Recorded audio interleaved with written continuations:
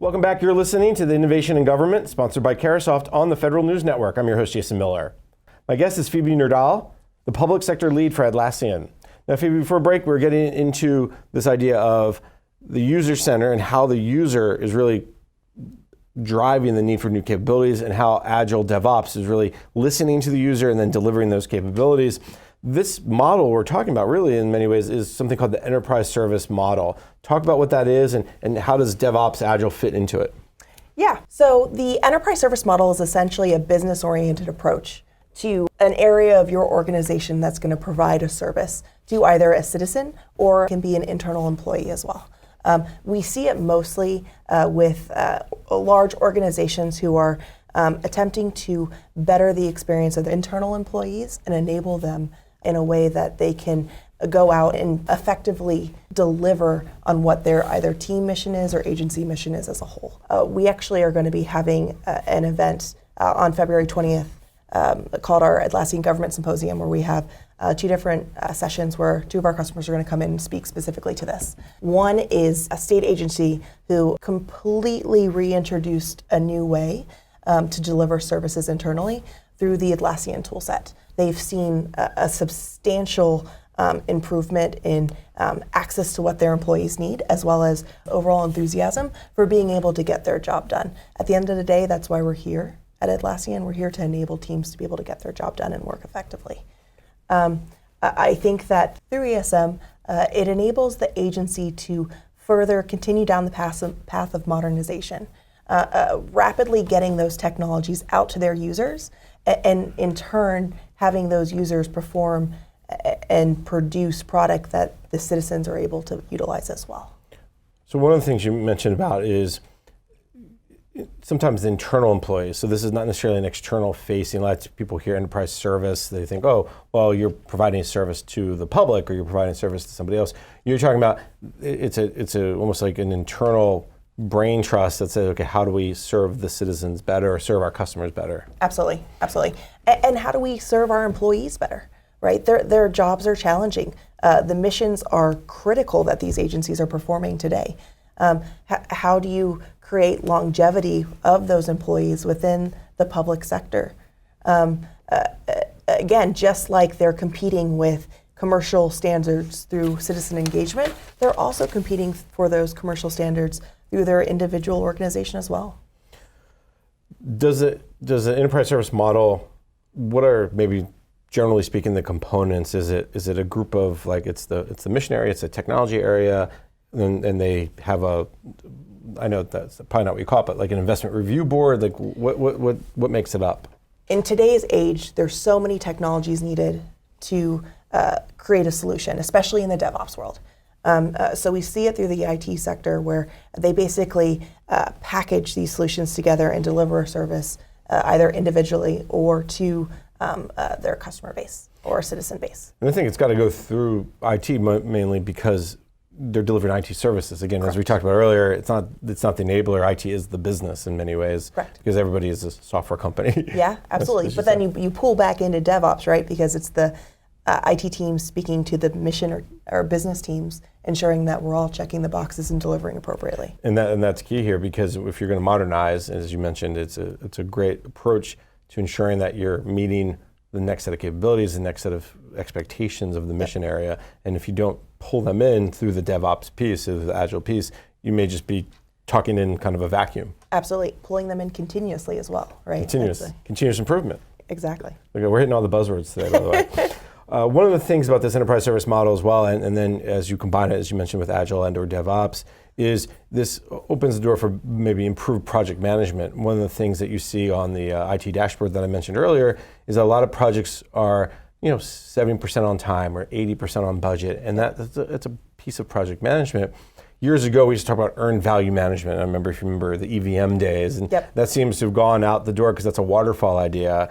Now it's much different with project management as it relates to Agile and DevOps, and now the enterprise service model. Yeah, I think that goes back to the beginning where we said DevOps and Agile methodology is increasingly bridging the gap between software IT and business teams or project management teams as public sector is concerned. Again, at our symposium, you're actually going to hear how GSA is currently doing this. leveraging Atlassian collaborative technology across their organization to implement that methodology and deliver faster results. One of the things they do is they do a hackathon via our collaborative technology. This is not a technical hackathon. This is GSA looking at how they're working today, almost like a health check monitor. My team is not a technical team at Atlassian. Still, we do our Atlassian Health Monitor and implement that methodology to make us better and work more effectively with our software and IT teams as well. You're gonna change the name. Hackathon sounds like you're hacking something, but I know the 18F folks love to talk about hacking the bureaucracy. Yep, so maybe that's where they're getting down to. But still, hackathon just reminds we all think about finding a bug or something. So I'll leave it to you to come up with a better name than the hackathon. I don't know if I'm that creative.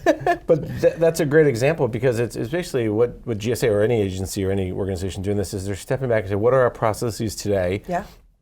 How are they working, and where can we improve them? I imagine that's what that discussion happens at the newly named hackathon. Yeah, absolutely. So it's critical to look at how things are being done today and ensure that you're making those appropriate changes. So at Atlassian, one of our core values is be the change you seek.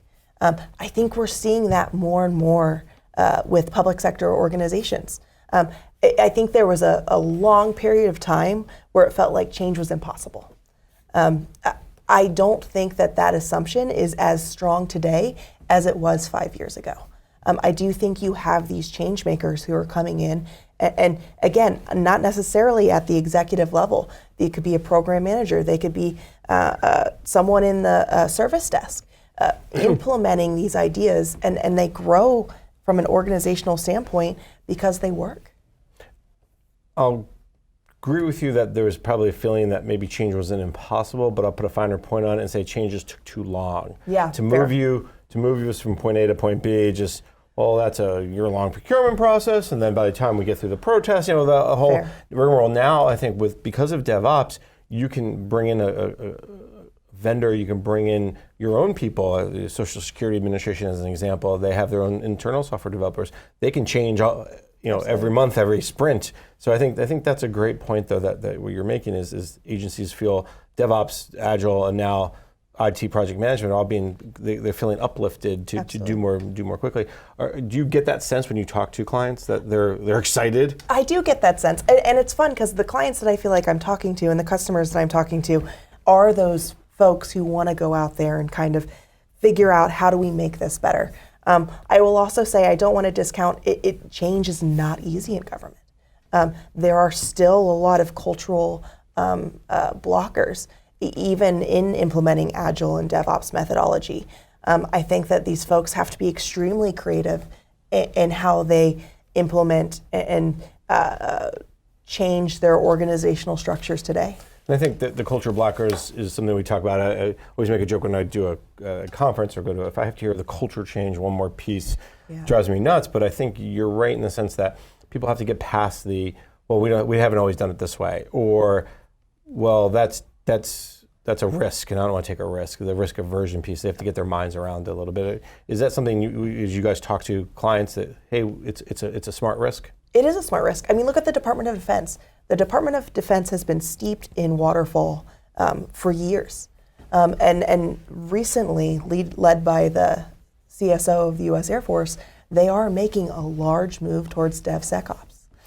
And in fact, I just had a great conversation with Major General Holt, who is the head of acquisition for the Air Force in many ways, maybe one down from Dr. Roper, but he was talking about the agile approach to acquisition and this idea of the pitch days and getting people in and getting technologies and newer technologies quicker into the Air Force.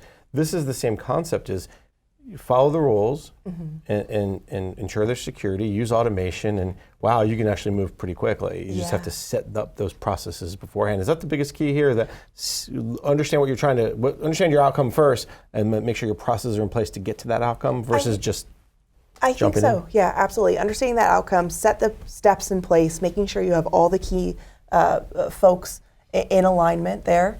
I would say, though, from specifically from an acquisition standpoint, I think that our federal customers have moved beyond the answer of consolidation, right? And again, are looking for some of those newer emerging technologies that really answer the call of what they're looking to do today. Phoebe, this has been a fascinating conversation. We're just about out of time, but let's tie all the pieces together. We've talked about Agile and DevOps, and we've talked about enterprise service model, and we've talked about IT project management. What are some of the things you're seeing that agencies are doing that they, to go down this IT modernization journey still, the path? What are some of the mistakes you would say we got to avoid, or potholes to avoid, or what are some of the best practices you're seeing emerge over the last couple of years that other agencies should maybe keep an eye out for? I think that there's still some siloed activity. We know siloed is a very bad word. So I think you see improvement within some of the teams within an organization, and there's still a little bit of a challenge of getting that improvement agency-wide. I think having access to the technology has most certainly improved. I think agencies have put a lot of investment in innovation. I think that GSA's TTS office as well as USDS have helped with that as well in bridging the gap between public sector and commercial, and inviting a lot of the Silicon Valley companies in to help mitigate some of these issues. I think that what you'll see next is you'll see a continued movement of these methodologies into both not just the software and IT teams, but continued into the agency overall.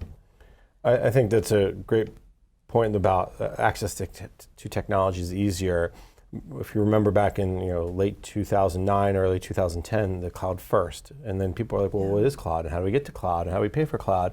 A lot of those things are still challenges, but now getting to cloud is a lot easier. Absolutely. And calling up, whether it's when like a Microsoft or Amazon Web Services or an IBM or whomever, it's just like, oh yeah, I can get you going. Absolutely. I think too, that definition has evolved too, right, of cloud. But I think the biggest piece there is it's the utilization of multiple different technologies and ubiquitous platforms. And that's been able to kind of rapidly help government agencies move towards this more modernization effort. And then having them connected more easily through stuff like APIs, which again, the technology side of it. Oh, well, if you're over here and I'm over here, how do we interface? Oh, well, just it's no more middleware, the frustration of that. Atlassian has an enormous marketplace.